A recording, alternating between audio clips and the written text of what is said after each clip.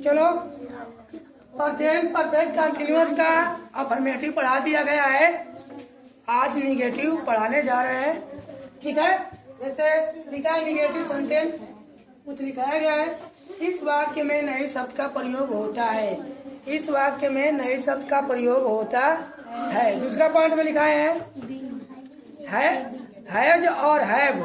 Has और have के has और बीन के बीच में नॉट का प्रयोग करते हैं।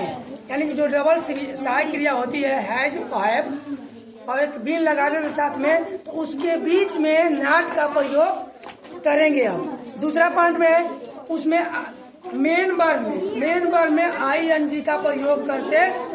ठीक है, जैसे हम रूल लिख दिए हैं एल के शांत रूल लिख दिए हैं subject plus has oblique have plus not plus been plus verb plus ING plus object plus since oblique verb plus time. ठीक है, नीचे एक उदाहरण दिया गया है आप लोगों के लिए। ठीक है,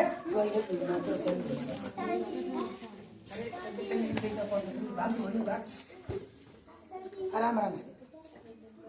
ठीक है, तो नीचे उदाहरण लिखा गया है मैं सोमवार से अंग्रेजी नहीं पढ़ रहा हूँ। ठीक है, देखो जो मैं है ये हमारा हो गया सब्जेक्ट। अब देखो उसका पढ़ना तो हो जाएगा, ये क्या है पढ़ना हमारा हो जाएगा क्रिया, यानी मेन वर्ब है। क्या है मेन वर्ब है। ठीक है ना, मेन वर्ब। जो अंग्रेजी है ये क्या हो जाएगा ऑब्जेक्ट हो जाएगा। क्या है बढ़ जा पहले, जो अंग्रेजी है ऑब्जेक्ट हो जाएगा और जो सोमवार है क्या हो जाएगा टाइम दिया है। क्या दिया है टाइम सोमवार से। लेकिन इसमें यह भी देखना है कि वह सोमवार से पढ़ रहा है, तो सोमवार का है एक निश्चित समय है। यहाँ पे सिंस का प्रयोग करेंगे। देखो सब्जेक्ट हो गया, टाइम मिल गया, ऑब्जेक्ट मिल गया और मेन वर्ब भी मिल गया। और जब रूल लिखा गया है उस रूल पे हमें क्या करना है रख देना है। मैं सब्जेक्ट है तो सब्जेक्ट भी रखेंगे सब्जेक्ट। आई माने मैं, आई क्या है आई बहुवचन है। उसके बाद दोनों में से इन दोनों में से क्या लगाएंगे क्योंकि मैं क्या है बहुवचन है, यहाँ पर कर देंगे है। के बाद नाट हमने लिखा है पे, लेकिन हेल्पिंग वर्ब और बीन के बीच में नाट का प्रयोग करते हैं। ठीक है ना, उसके बाद नाट, उसके बाद क्या जाएगा रूल में से